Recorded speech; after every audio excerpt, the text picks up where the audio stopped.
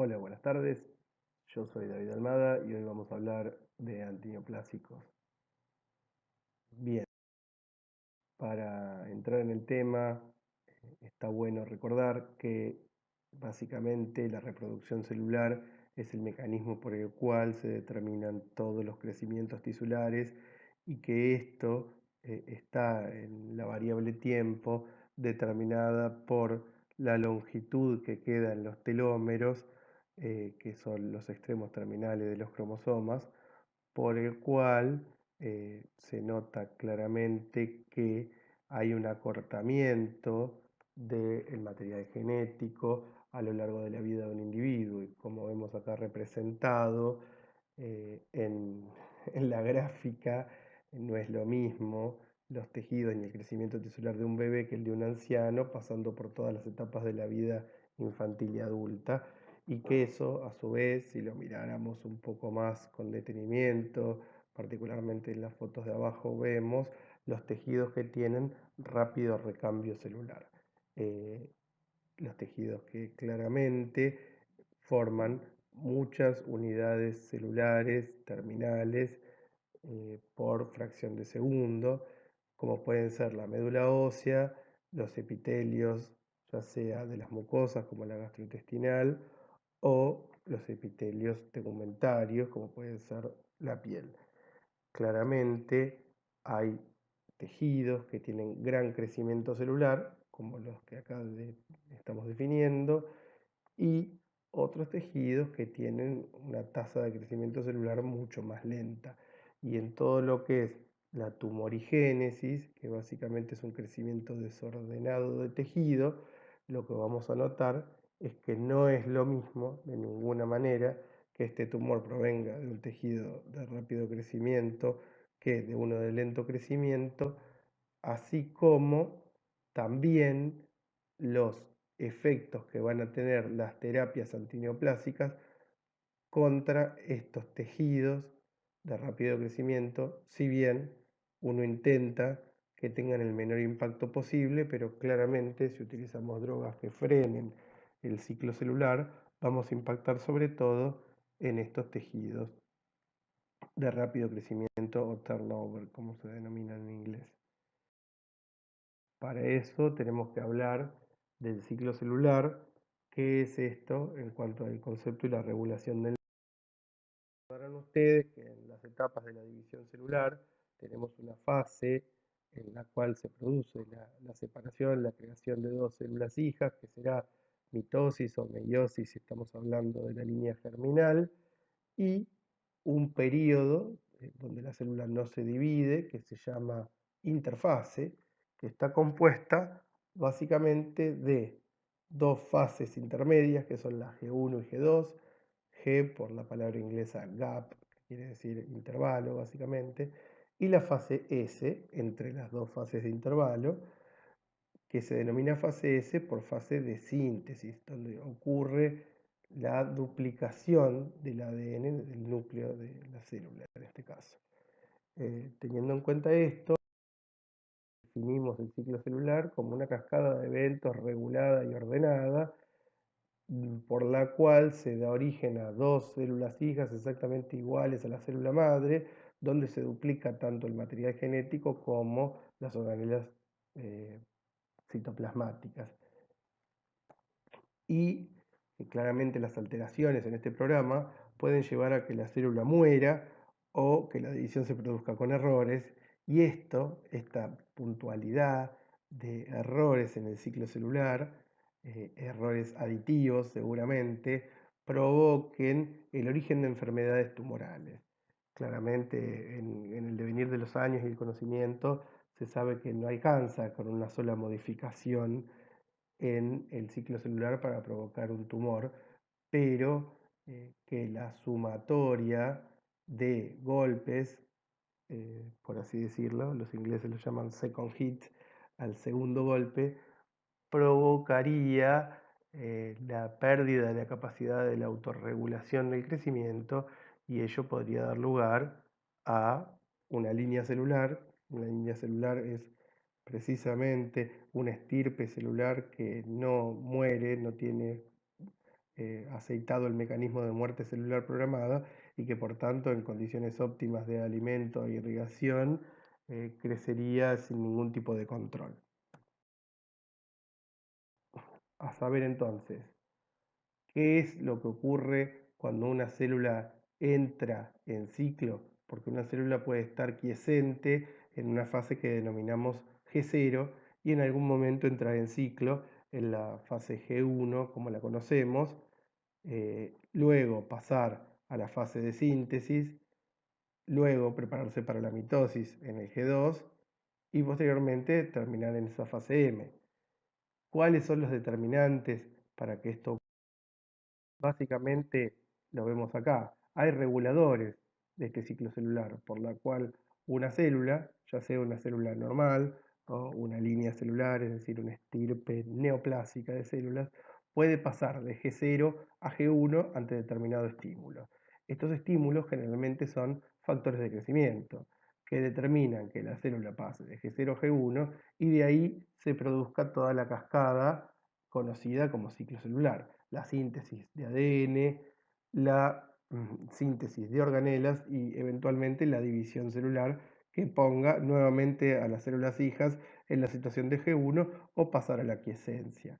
Cuando nosotros hablamos de un tejido normal, los estímulos estarán dados ya sea por mediadores autócrinos, parácrinos, endócrinos, etc.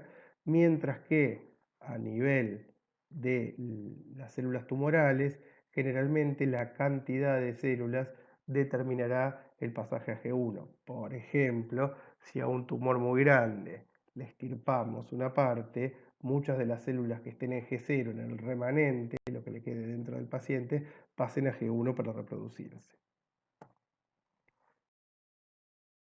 ¿Qué es lo que ocurre a la hora de regular este ciclo celular, que es un mecanismo tan complejo? Les puse acá una foto muy linda del Checkpoint Charlie de Berlín, cuando Berlín estaba siendo dividida por los aliados y los rusos. En el muro de Berlín, que era circular, había determinados puntos donde se podía pasar de Berlín occidental a oriental y estos puntos se llamaban checkpoints, eran como sitios de control. Básicamente uno de los más famosos es el Checkpoint Charlie, porque tenían cada uno un nombre de una letra, el C era Charlie. Bien, entonces, ¿qué son a nivel del ciclo celular estos sitios de regulación? Son puntos específicos en el ciclo, entonces se activan cuando una anomalía ocurrió, cuando algo no salió como lo que estaba planeado, porque está básicamente dado este tipo de control para que esta célula vaya a la muerte celular programada seguramente si no se pueden reparar los daños del ADN. Es decir, el ciclo se detiene en este checkpoint esperando que la alteración se corrija. Y si no, da de baja a la célula. ¿Esto qué permite? Permite asegurar la fidelidad de la división celular. Si nosotros estamos hablando, por ejemplo, de hepatocitos, queremos que las dos células hijas sean dos hepatocitos iguales a la célula madre y que no se transforme en un tumor derivado de líneas hepáticas. ¿Se entiende? Espero que sí, porque no me pueden hacer una pregunta en este momento. Bien, a nivel de la regulación del ciclo, por tanto, decimos que en la fase G1 vamos a chequear el tamaño celular, los nutrientes, los factores de crecimiento y un eventual daño del ADN. Siendo que esto no ocurra, pasaremos a la fase de chequear, será nuevamente el tamaño celular y sobre todo si hubo daño o no del ADN posterior a la síntesis. Una vez finalizado esto, si se aprueba, pasaremos a la fase M y en la fase M básicamente tendremos el checkpoint del ensamblaje del eje en el cual se checará si los cromosomas están bien ordenados en ese uso mitótico. ¿Cuáles son las moléculas que regulan este ciclo celular? Básicamente, las reinas de todos son las ciclinas. ¿Qué son las ciclinas? Las ciclinas son proteínas que fueron descubiertas experimentalmente por unos investigadores que provocaban corridas electroforéticas en placas de estudio y lo que ocurría era que veían que en sus corridas electroforéticas había proteínas que estaban presentes en células que se estaban dividiendo y que éstas eran diferenciales y que eran diferentes a las proteínas que se encontraban en las células que no se estaban dividiendo. A estas proteínas, por regular el ciclo celular, las denominaron ciclinas. Y las ciclinas verdaderamente son eso, son proteínas regulatorias que lo que hacen es aumentar en cantidad dependiendo de la fase de síntesis de ADN o de las fases de GAP, y que luego son degradadas una vez que terminan su función. Y su función básicamente es regular a proteínas efectoras, que son quinasas, y que se denominan quinasas dependientes de ciclinas, que claramente también tienen concentraciones altas en el ciclo celular, que interaccionan con las ciclinas y que, por ser quinasas, fosforilan sustratos específicos. A estas proteínas las inhiben los inhibidores de quinasas dependientes de ciclinas. Con respecto entonces a las quinasas dependientes de ciclinas, son una familia de serina treonina quinasas que pesan 34 Dalton, que tienen alta homología entre las diferentes especies, es decir, son muy similares entre los animales y los humanos, por así decirlo, incluso con organismos unicelulares. La actividad está claramente regulada por las ciclinas y la actividad catalítica requiere de la unión obligatoria de esta subunidad regulatoria, es decir, de la ciclina. Acá tenemos eh, un ejemplo donde las ciclinas no solo inducen la activación de la CDK, sino que también las dirigen a sustratos particulares, lo que no es menor. Digamos, esta subunidad regulatoria no solo sirve como una especie de mecanismo on-off, sino que le dice, vení, vení, te activo y fosforilá acá. Y esto determina la especificidad biológica, es decir, para lo cual la ciclina fue formada, que es regular puntualmente qué proteína va a ser fosforilada a fin de llevar a cabo un ciclo celular fiel. Acá vemos que las ciclinas se expresan de manera diferencial en las diferentes etapas del ciclo. Este es así, por ejemplo, la ciclina D está elevada durante todo el ciclo celular, mientras que las demás se elevan de manera diferencial. ¿Qué es lo que ocurre cuando queremos que las CDK dejen de actuar y dejen de provocar estas fosforilaciones? Tenemos que hacer que las ciclinas desaparezcan. ¿Y cómo hacemos que las ciclinas desaparezcan? Básicamente poniéndoles la ubiquitina. Es decir, la ubiquitina es una proteína que se fija a las ciclinas y las lleva hacia el proteasoma, que es donde se produce la proteólisis de estas ciclinas. Por tanto, hay enzimas que controlan el ciclo celular y fijan ubiquitina a las diferentes ciclinas. Vamos al proteasoma, que es la organela celular que se encarga de destruir proteínas, una especie de gran multiprocesadora de proteínas adentro de la célula. Hoy por hoy, con los tratamientos target dirigidos, también hay tumores que se ven beneficiados de la inhibición de la actividad de los proteasomas, por ejemplo. Pero estos son datos que tienen que saber que existen, pero que objetivamente el proteasoma generalmente es una organela muy útil a la hora de descartar proteínas envejecidas o anómalas. Una vez que la ubiquitina llevó a las ciclinas y a las CDK, se establecen transiciones irreversibles y los caminos unidireccionales de progresión a través del programa del ciclo se tienen lugar, digamos. Ahora sí, acá tenemos las diferentes ciclinas y las diferentes CDK a lo largo del ciclo. No es necesario que se lo sepan para nada, pero en algunos tumores está altísimamente estudiado. Por ejemplo, en el linfoma del manto hay una sobreexpresión de ciclina D1 que es constante a lo largo de toda la vida del tumor. Es un dato de color simplemente. Ahora tienen que saber que las CDK son reguladas negativamente por los inhibidores de las quinasas dependientes de ciclina, que son de diferentes superfamilias, la familia INC y la familia KIP o CIP. Bien, es una cuestión de que tienen que conocer estas proteínas porque algún día las van a leer en algún otro lugar. Pero hoy por hoy, con que sepan que existen, ya está.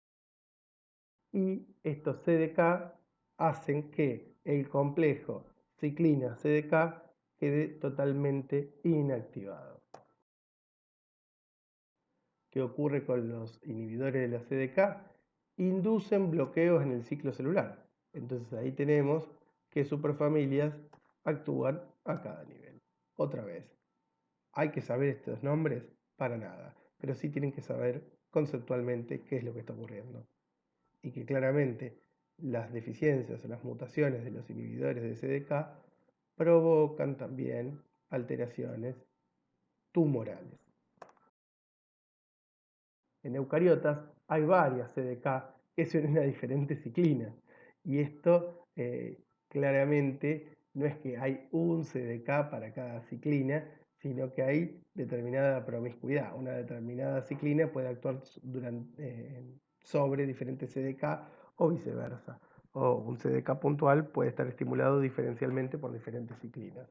Y a su vez tener diferentes... Bien, ahora sí, hablemos de fármacos antineoplásicos en general. Cuando hablamos de antineoplásicos tendríamos que contemplar todas las drogas que actuaran sobre el crecimiento de tejidos y todas las drogas que actuaran sobre los tumores diferencialmente. ¿Por qué? Porque se toma como un sinónimo hablar de drogas quimioterápicas que de drogas antineoplásicas. Y a la hora de hay que hacer la disquisición que cuando se acuñó el término de drogas quimioterápicas, se usó para designar a todos los agentes capaces de producir la muerte de microorganismos, bacterias, hongos, virus y claramente también células neoplásicas.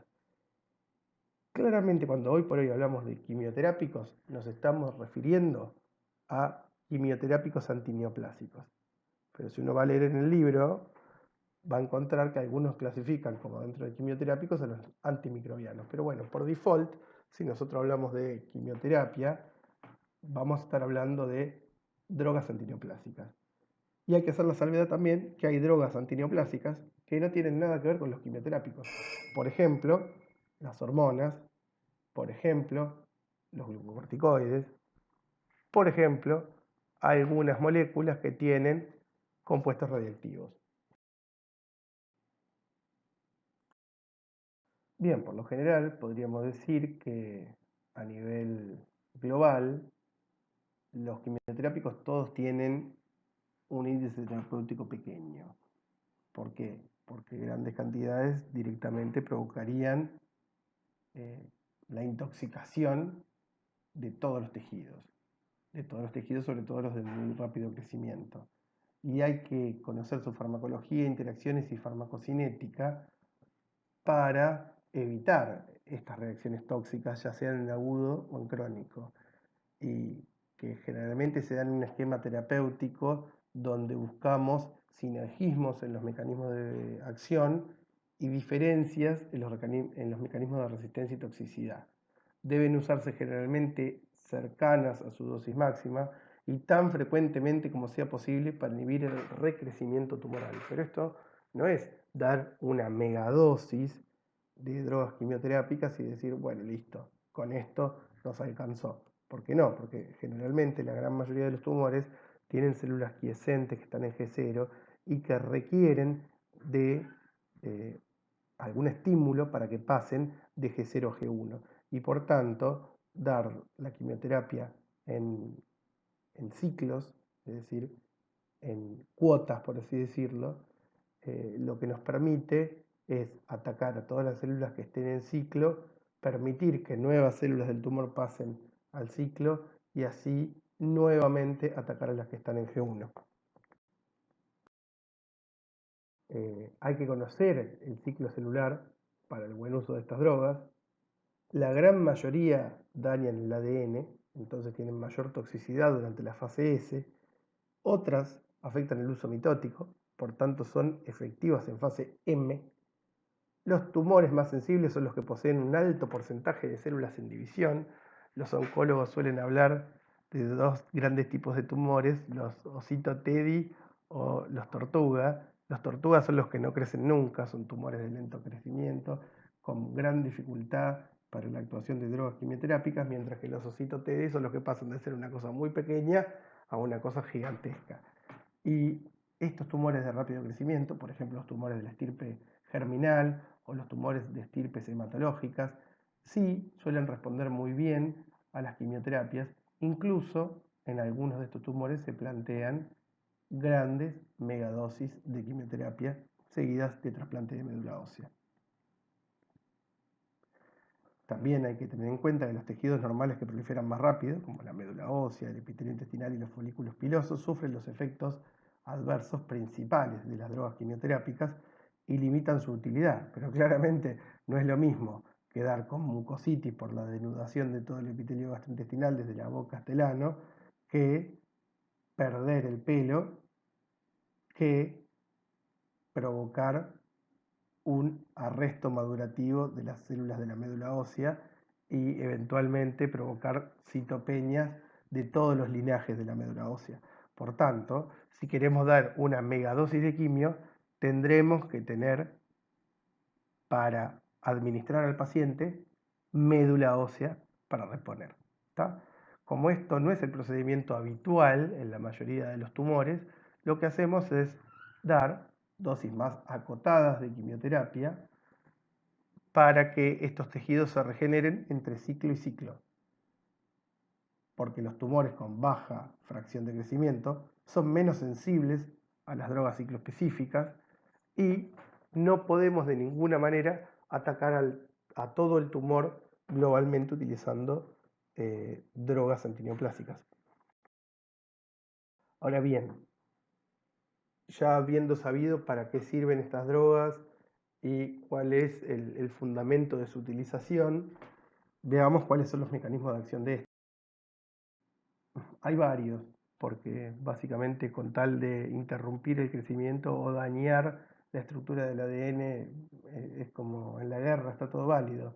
Desde la alquilación, que es la fijación covalente de un compuesto, a las hebras del ADN, a la generación de radicales libres, que por medio de los iones superóxidos terminan dañando también la estructura del ADN, la intercalación de drogas entre las bases nitrogenadas que impidan luego el superenrollamiento del ADN o que impidan la interacción del ADN con las proteínas asociadas, la formación de falsos nucleótidos, donde claramente se le da a las enzimas ADN polimerasa o ARN polimerasa un falso sustrato y por tanto esta nueva hebra de ácido nucleico va a estar viciada por una base nitrogenada que no tiene función.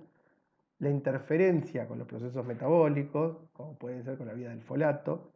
La depresión de nutrientes esenciales, como puede ser la asparaginasa, que depresiona de asparagina a los tumores y los tumores no tienen forma de crear este aminoácido.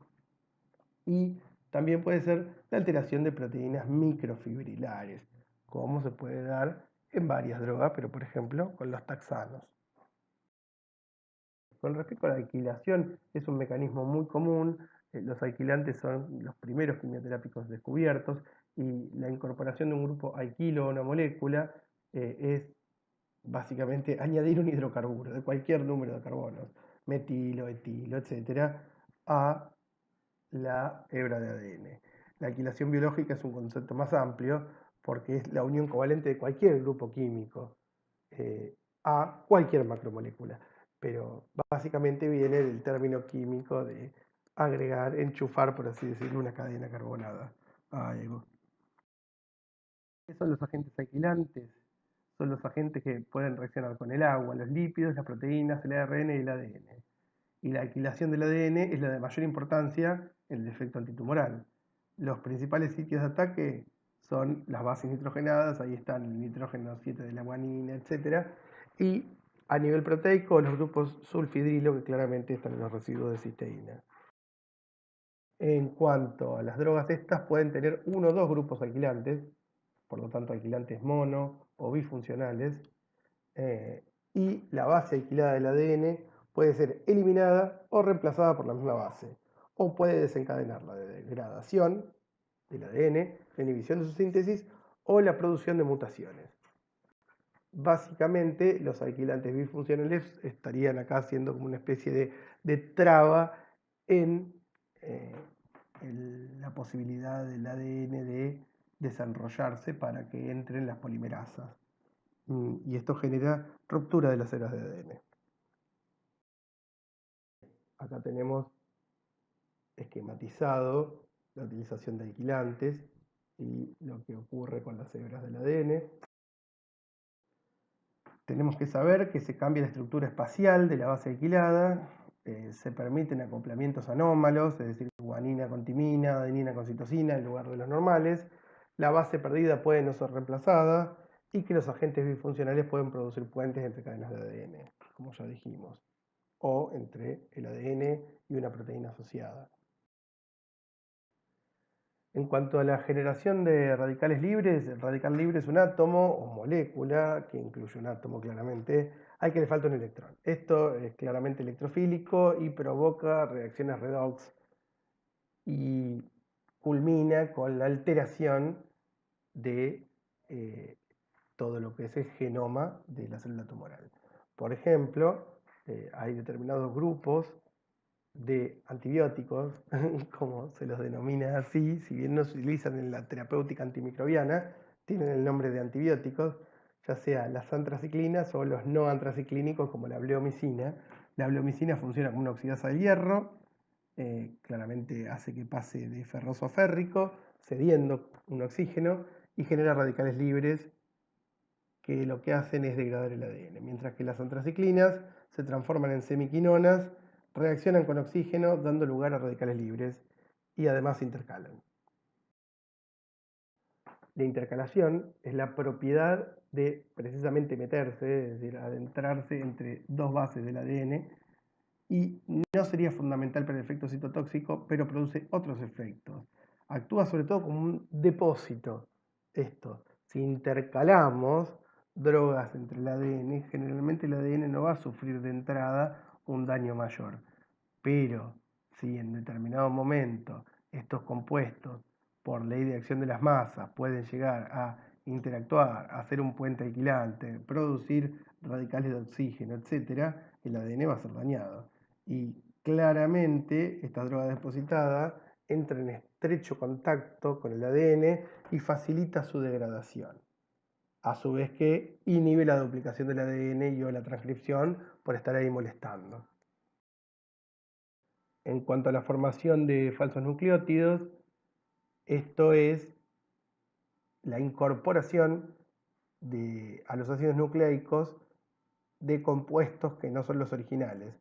Por ejemplo, la citarabina es un análogo falso de la citosina, se llama arabinósido de citosina y se incorpora al ADN, mientras que el fluorouracilo se incorpora al ARN. Y la mercaptopurina, al ser una purina, se claramente incorpora tanto al ARN como al ADN en el lugar de las bases púricas. Esto lo que hace, lleva a que la cadena no pueda proseguir en su ensamblaje, por tanto, requiera básicamente ir hacia la muerte celular o interrumpir la duplicación del ADN. En cuanto a la interferencia en los procesos metabólicos, existen los falsos metabolitos o los antimetabolitos. Mientras que los falsos metabolitos son drogas análogas a un metabolito fisiológico, siguen los mismos pasos metabólicos hasta un punto en el que altera la función. Y los antimetabolitos son las drogas que no se metabolizan, pero se unen al sitio activo de la enzima, compitiendo de manera fisiológica. Los ejemplos serían inhibición de la timidilato sintetasa por 5-fluorouracilo o metotrexato, o bien la interferencia con metabolismo de purinas, como puede ser la mercaptopurina, tioguanina, metotrexato. En cuanto a la depresión de nutrientes esenciales, decimos que la gran mayoría de los tumores de altísimo crecimiento, como pueden ser las leucemias, requieren de grandes cantidades de aminoácidos para reproducirse. Y la asparaginasa es una enzima muy útil para depresionar de asparagina circulante a esta leucemia, produciendo la muerte masiva de estas células, porque no pueden sintetizar asparagina. Las alteraciones de las proteínas microfibrilares se dan cuando alguna droga, por ejemplo los alcaloides de la vinca, por ejemplo, estos son vinblastina, vincristina, vindecina, despolimerizan y disuelven a la tubulina. Por lo tanto, se termina alterando el uso mitótico, el citoesqueleto y las estructuras microtubulares. Otros grupos que también actúan en el mismo lugar son los taxanos. Por ejemplo, el paclitaxel. ¿Qué hacen los taxanos? Estabilizan y aumentan la polimerización de microtúbulos, justo al revés de lo que hacen los alcaloides de la vinca, pero este aumento de polimerización también trae alteraciones en el uso mitótico y por tanto se impide la reproducción celular. Bien, con respecto a la cinética celular y las drogas quimioterápicas, ustedes tienen que saber que en G0 la célula cesa de dividirse, en G1 duplica tamaño y organelas, en S duplica el ADN y proteínas asociadas, en G2 se prepara para la división de los cromosomas y en la M se separan los cromosomas, que era lo que dijimos. Entonces, ¿es lo mismo que un antineoplásico actúe en todo el ciclo a que actúe en una sola fase? Claramente no. Mientras que las drogas fase específicas actúan solamente en una fase del ciclo, por ejemplo la citarabina es fase S específica, porque es un nucleótido falso sustrato de la ADN polimerasa. Hay otras drogas, por ejemplo, que son cicloespecíficas que no tienen efectos significativos en G0, por ejemplo, los antimetabolitos, que actúan en todo el ciclo, pero que en G0 no tienen nada que hacer. Y las drogas no cicloespecíficas tienen mayor potencia sobre células en ciclo celular, pero tienen efectos citotóxicos significativos sobre las células en G0. Por ejemplo, los alquilantes, porque verdaderamente los alquilantes actúan sobre todo tipo de tejidos, incluso, desgraciadamente, sobre tejidos normales. Ahora, lo que tenemos que tener en cuenta en cuanto a la cinética celular y las drogas quimioterápicas son la fracción de crecimiento tumoral, lo que les decía sobre los diferentes tipos de tumores, la cantidad de masa tumoral y las drogas cicloespecíficas y la cantidad de células que hay en G0. Cuando hablamos de fracción de células que están en crecimiento, decimos que el 0,2 indica que el 20% de las células entraron en ciclo, mientras que el 80% están en G0. Hay tumores con fracción de crecimiento pequeña, que requieren drogas no cicloespecíficas, mientras que tumores con fracción de crecimiento elevada requieren drogas cicloespecíficas. Y esto lo único que nos dice es que conocer la biología de los tumores es fundamental para elegir una quimio racional. No es que a cualquier tumor le metemos cualquier mezcla y listo. En cuanto a la masa tumoral, un tumor se diagnostica, un tumor sólido, cuando su masa ya es relativamente grande. Aproximadamente 10 a las 9 células tiene un tumor de 1 centímetro de diámetro. Es decir, una bolita muy pequeña para nuestros ojos, pero que a nivel celular es una bomba de tiempo. Cuando ya se diagnostica este tumor, cuando este tumor es palpable, distinguible por la mayoría de los métodos diagnósticos que tenemos, incluso los de última generación, la verdad es que el proceso tumoral ya está bastante avanzado. Y a mayor masa celular, menor fracción de crecimiento y por lo tanto menor susceptibilidad a la quimioterapia. Por eso que en todo lo que es el tratamiento antitumoral se tiene en cuenta lo que es la cirugía, se tiene en cuenta lo que es la radioterapia y también, como otra de las patas fundamentales, la quimioterapia. Esta quimioterapia puede ser utilizada para lograr la operabilidad de los tumores Esto se denomina adyuvancia. Y también puede utilizarse la cirugía para reducir el tamaño tumoral y luego que sea más factible que el tumor se vea afectado por la quimioterapia. En cuanto a las drogas cicloespecíficas, claramente mata a las células susceptibles en ciclo, pero una parte, que está en G0, se incorpora al ciclo hasta que la fracción de crecimiento sea la correspondiente a la masa celular de este tumor. Por ello, una droga cicloespecífica puede provocar una reducción importante de la masa celular a medida que células en G0 se van incorporando al ciclo celular. En cuanto ahora a resistencia de las quimioterapias, vamos a tener que algunos tumores se escapan a la quimio provocando una amplificación génica, otros utilizan la glicoproteína 170 que confiere resistencia a múltiples drogas. También hay resistencia mediada por glutatión. Muchos tumores recurren a la disminución de la permeabilidad de estas drogas y hay otros que reparan rápidamente los defectos del ADN. La amplificación génica es la producción de copias adicionales de un gen, es decir, sobreexpresión fenotípica de este gen. Por ejemplo, la resistencia a metotrexato en las células tumorales por amplificación del gen de la dihidrofolato reductasa. In vitro, esta amplificación puede ser inhibida aumentando las concentraciones de metotrexato.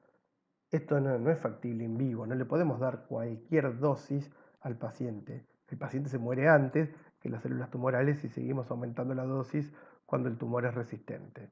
Acá el juego se gana cuando nosotros vencemos al tumor sin dañar tanto al paciente. Eso es lo que uno tiene que pensar en vivo con este tipo de drogas. Mientras que la glucoproteína 170 es precisamente la que está codificada por el gen MDR, que da el fenotipo de resistencia a múltiples drogas. El aumento de la glucoproteína 170 depende de amplificación génica de este gen MDR1, aumento de la tasa de transcripción de este mismo gen o regulación posttranscripcional, es decir, a nivel de la traducción. ¿Qué provoca?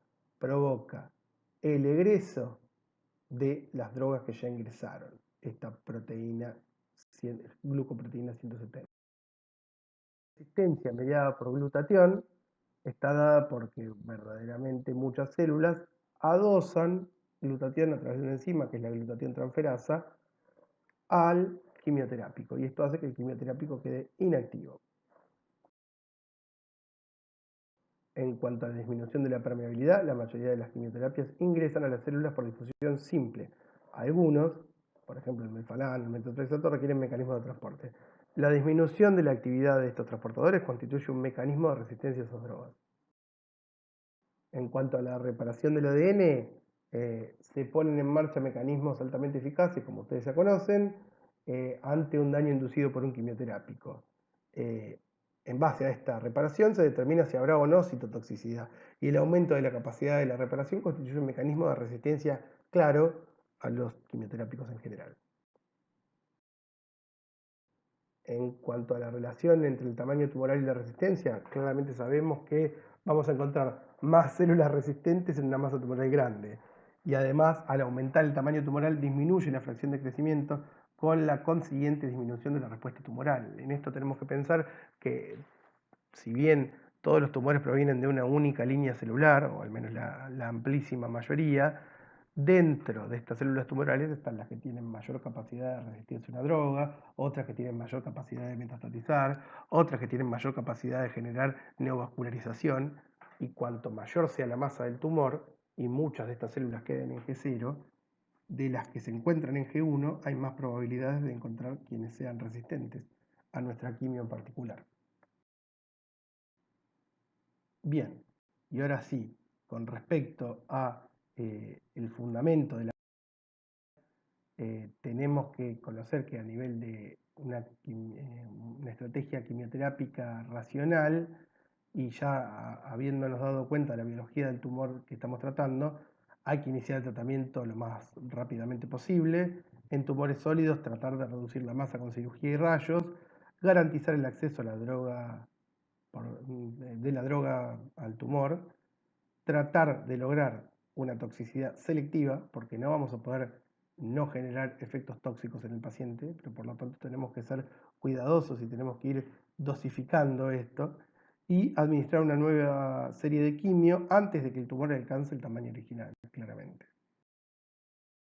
Ahora bien, muchas de las drogas que implementamos para el tratamiento antineoplásico provocan un daño diferencial que puede ser evitado administrando otros medicamentos. Este concepto, el concepto de rescate, incluye la administración de estos fármacos que antagonizan esta droga quimioterápica. Por ejemplo, el mesna es un antagonista de las mostazas de fosforamida, ya sea ciclofosfamida o ifosfamida, que si lo administramos posteriormente a las grandes dosis de estos alquilantes, impide que tengan lugar algunos efectos adversos como la cistitis hemorrágica. Y por otra parte, la leucovorina previene la toxicidad del metotrexato. ¿Por qué? Porque se transforma en metilén tetrahidrofolato, que es un cofactor de la timidilato sintetasa. Es decir, se administra separada al metotrexato para que regenere la vía de la timidilato sintetasa. El tiempo este tiene que ser suficientemente largo como para dañar a las células neoplásicas y suficientemente corto para rescatar a las células normales que claramente tuvieron un daño. Este daño por el metotrexato, en las concentraciones que utilizamos el metotrexato de manera antineoplásica, provoca un daño subletal en algunos tejidos. Las grandes concentraciones de metotrexato suelen dañar mucho el riñón. Bien, se asocian siempre dos o más quimioterápicos porque de cada droga se usa una dosis única o pocas dosis administradas, dependiendo del qué tipo de esquema tenga, y se elige un intervalo apropiado. El tumor no se debe haber recuperado el tamaño inicial y sí se deben haber recuperado los tejidos normales. ¿Para qué se asocia? Para sumar o potenciar efectos citotóxicos, es decir, asociar drogas con diferentes mecanismos de acción, y para disminuir la aparición de la resistencia. Ahora sí, toxicidad, que es el gran tema de quimioterápicos.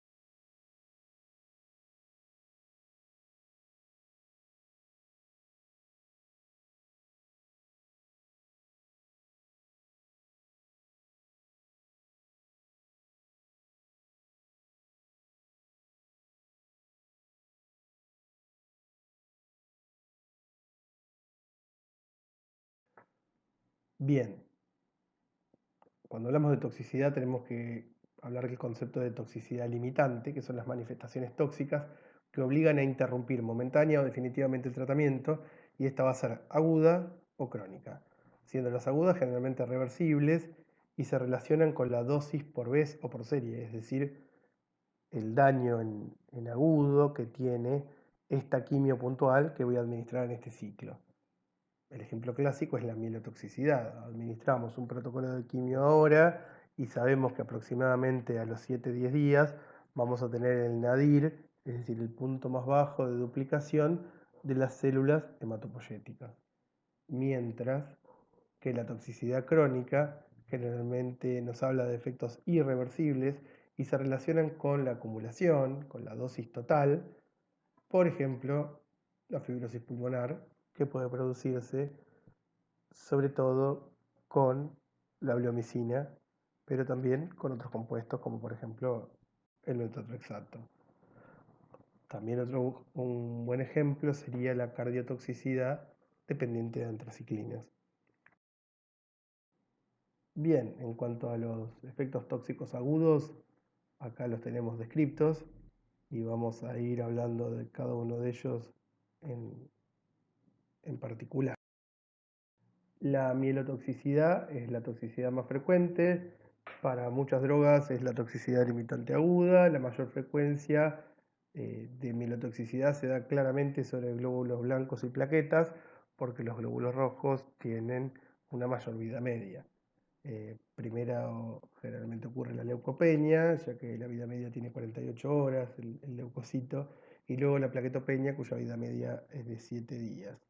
Eh, el riesgo es diferente para cada droga claramente y se manifiesta aproximadamente 7-10 días luego de una dosis o serie y puede ser más tardía, por ejemplo 4 o 6 semanas luego de las nitrosurias. Y hay pacientes particularmente que la manifiestan a las 2 semanas en vez de los 7-10 días, 2-3 semanas. Esto depende de la variabilidad interindividual, pero por lo general es 7 a 10 días. La mucositis son los epitelios denudados en todo el tubo digestivo. Y precisamente son los epitelios que tienen gran recambio celular.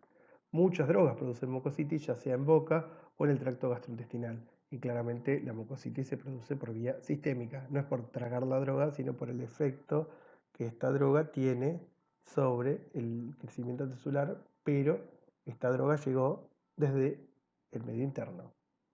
Puede ser una toxicidad limitante y se trata con protectores de las mucosas. Una de las medidas más efectivas es, si vamos a administrar una gran dosis de quimioterapia, hacer que el paciente coma hielo o tome helado durante la administración de la gran cantidad de droga. Entonces la vasoconstricción que se produce por el frío en la circulación enteral provoca un efecto protector en este epitelio. La alopecia es frecuente, depende de la citotoxicidad en el folículo piloso y si bien a nivel médico no es para nada relevante, la connotación psicológica para el paciente puede ser muy importante y uno debe advertir al paciente que esto va a ocurrir. Los efectos varían según las drogas y la edad de cada paciente cuando hablamos sobre la toxicidad de células germinales. En los pacientes con edad reproductiva es menester avisar que la quimioterapia que podemos utilizar puede traer problemas de la fertilidad y dentro de las posibilidades el paciente podrá conservar sus gametas dependiendo desgraciadamente hoy por hoy de la capacidad económica del paciente, porque la mayoría de los centros públicos no permiten la conservación de gametas porque no está la tecnología para eso. Las náuseas y los vómitos son muy frecuentes en lo que es la toxicidad aguda de la quimioterapia, es decir, casi el 100%, básicamente, con algunas drogas, por ejemplo, el alquilante cisplatino. Es claramente muy molesto y angustiante. Y por supuesto, el poder emetizante del esquema de la quimio depende de la droga que estemos utilizando. Pero lo podemos clasificar en náuseas precoces, tardías o anticipatorias a la quimio. Y para evitarlo, utilizamos siempre y regladamente drogas antieméticas ante cada ciclo de quimio, como puede ser los inhibidores del receptor 3 de la serotonina, como por ejemplo ondansetron. En cuanto a la cardiotoxicidad aguda, serán alteraciones eléctricas o isquémicas, por ejemplo las antraciclinas producen arritmias y el fluoruracilo produce ANGOR. Y algunas drogas tienen toxicidad miocárdica directa cuando se las utiliza en altas dosis, como puede ser la ciclofosfamida, sobre todo cuando se dan megadosis como los acondicionamientos para trasplante de médula. A nivel de la nefrotoxicidad, los compuestos derivados del platino son las reinas en causar toxicidad renal. La reacción con grupos sulfidrilos y sobre todo con participación de la sodio-potasio ATPasa alteran la función tubular, provocan claramente alteraciones electrolíticas, sobre todo de iones potasio y magnesio, pueden llevar a la insuficiencia renal y la toxicidad es mayor cuando se utilizan en bolo estas drogas, claramente a mayor concentración, la toxicidad es dosis dependiente. Se pueden prevenir con abundante hidratación antes y durante la infusión y claramente algunos diuréticos osmóticos de tipo manitol, al lavar la cantidad de compuesto de platino protege, pero tampoco es de uso habitual. Generalmente lo que uno debe hacer es acotarse y limitarse en el tratamiento con este tipo de drogas. También el metotrexato y sus metabolitos, al utilizarse en grandes dosis, pueden producir nefrotoxicidad directa. Para el metotrexato en altas dosis eh, se, se indica alcalinizar la orina porque el pH de 5 supera el límite de saturación del metotrexato y los metabolitos precipitan. Mientras que las nitrosureas también provocan un daño renal directo y pueden continuar hasta el fin del tratamiento llevando a la insuficiencia renal crónica. Las nitrosureas, por ejemplo, hidroxiurea, se utilizan para limitar el crecimiento de tumores crónicos como leucemias crónicas o poliglobulias como la policitenia vera. Uno tiene que ser muy cuidadoso con estas drogas a nivel de los efectos renales y también los efectos cutáneos que tienen. Mientras que, siguiendo con la nefrotoxicidad, hay un cuadro de nefritis radiante que claramente depende de la radioterapia o de alguna droga que tenga algún compuesto radioactivo. Produce una insuficiencia renal progresiva con proteinuria, hipertensión y anemia.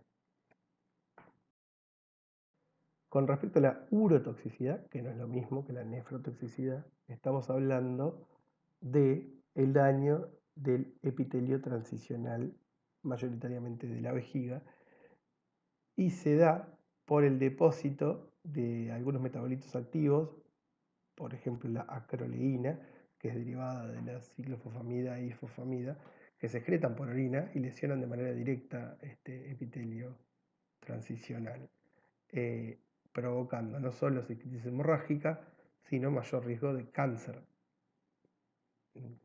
urotelial.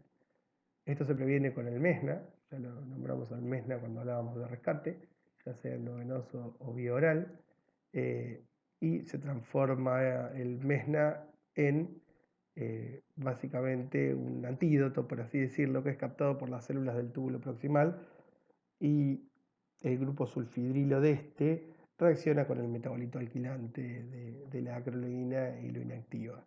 Entonces es de vital importancia recordar utilizar MESNA a determinadas dosis de ciclofosfamida o de ifosfamida. En cuanto a la hepatotoxicidad, el metotrexato, por su uso amplio, es claramente la quimia más asociada con daño hepático, ya sea necrosis o fibrosis.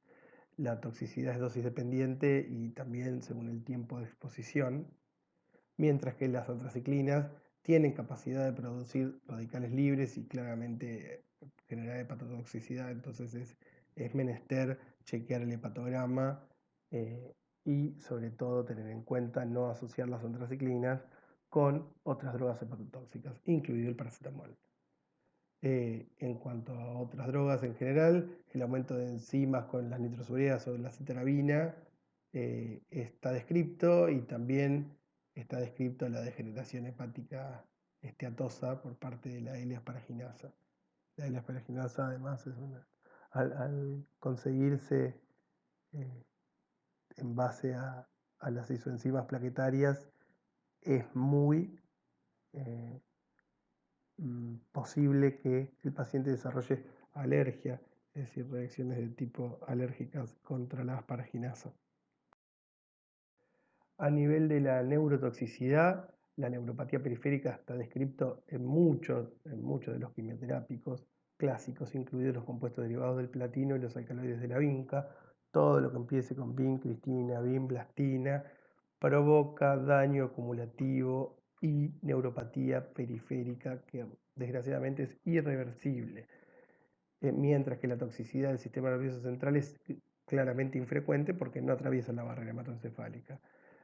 Los platinos son ototóxicos y se potencian con otras drogas ototóxicas, por ejemplo aminoglucósidos.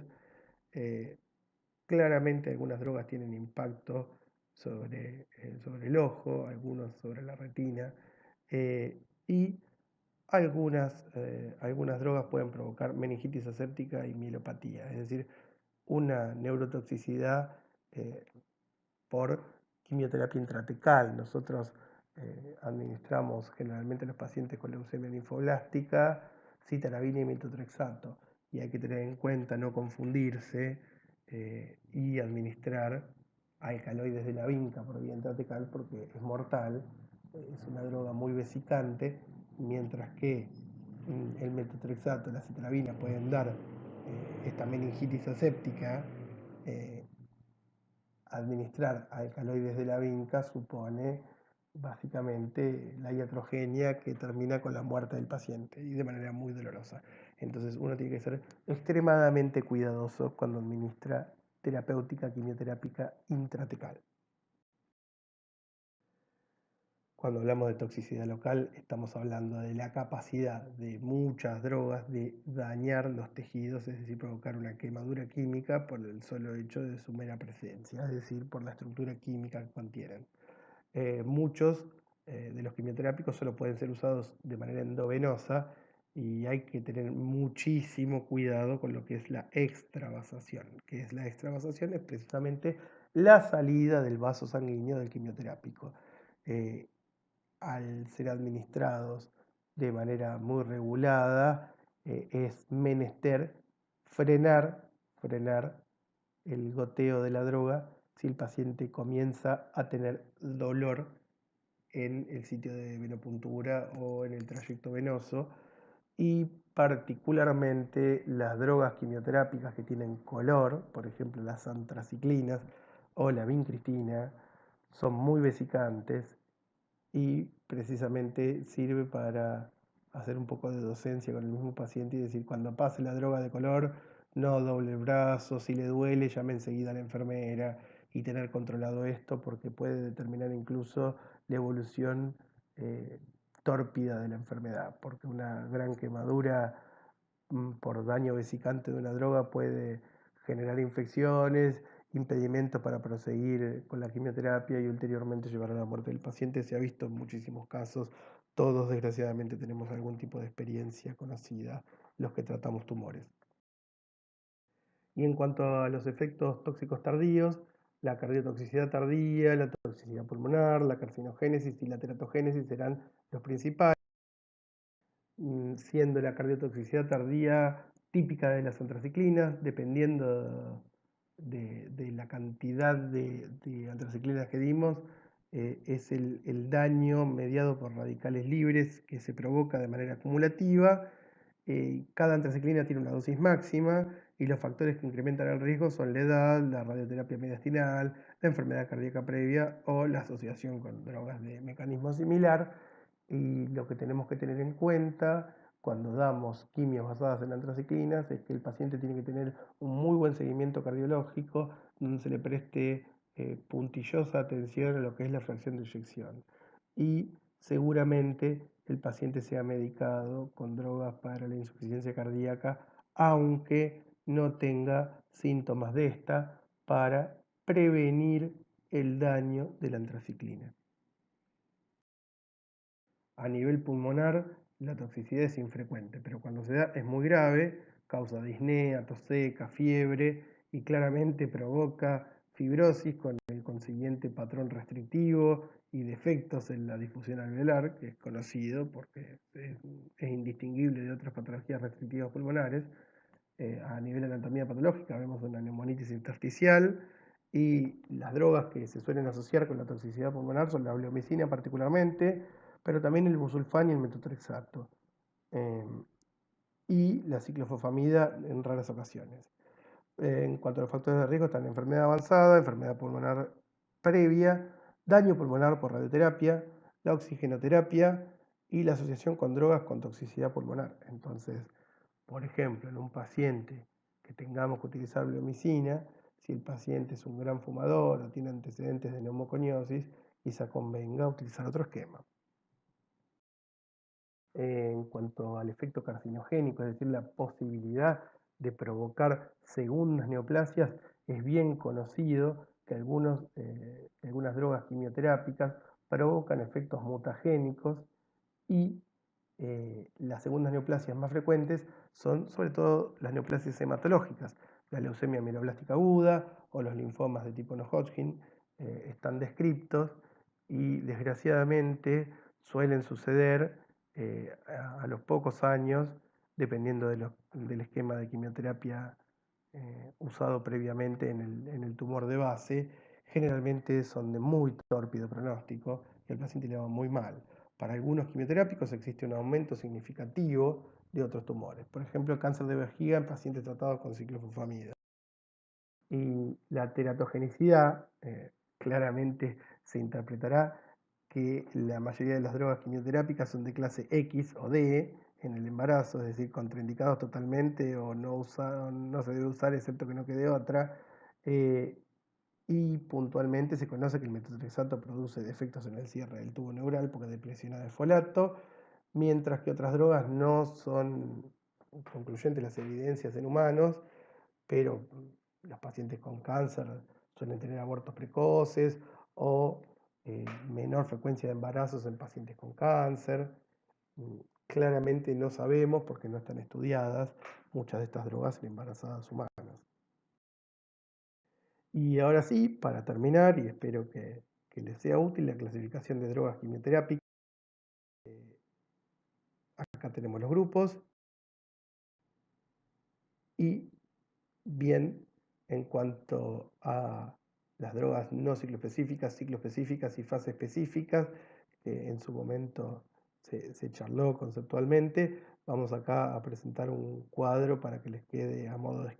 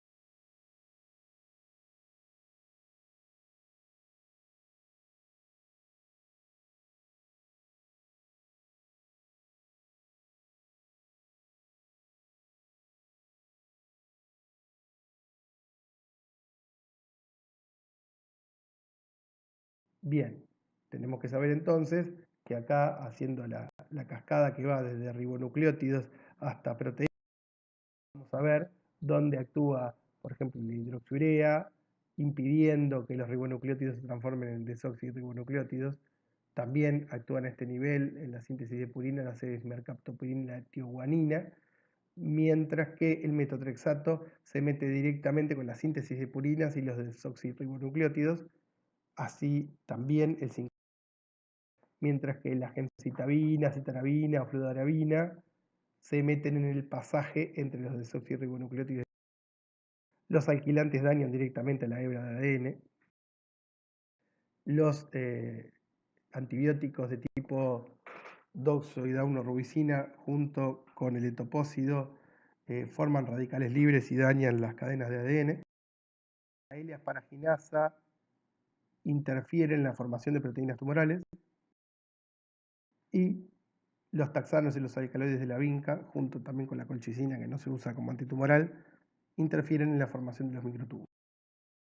Ahora, también tenemos nuevas moléculas, por ejemplo, los inhibidores de tirosina quinasa o los inhibidores de proteasoma o los anticuerpos monoclonales que directamente se unen a enzimas y proteínas ya formadas en los tumores, y estos son directamente tratamientos target moleculares, que es básicamente de lo que se trata la nueva era de la oncología. Ahora sí, muchas gracias. Espero que les haya servido. Recuerden que es una clase de nivel pregrado y esperamos sus consultas.